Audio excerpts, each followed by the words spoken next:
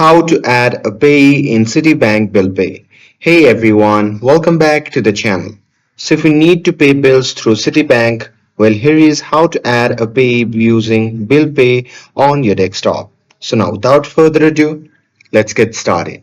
So first thing first, open any web browser and now here once inside, just click on the search bar and simply search for Citibank. And now here, once you search for it on the search result, just click on the first link and after that, you'll be prompted to the main website of the Citibank.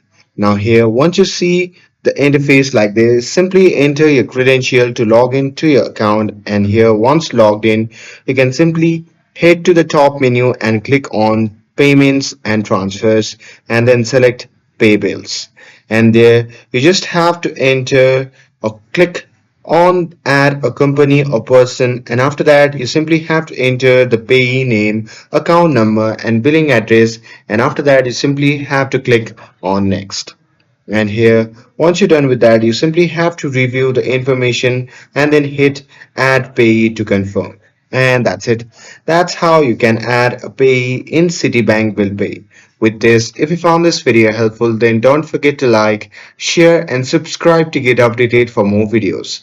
Thanks for watching, and I'll see you in the next video.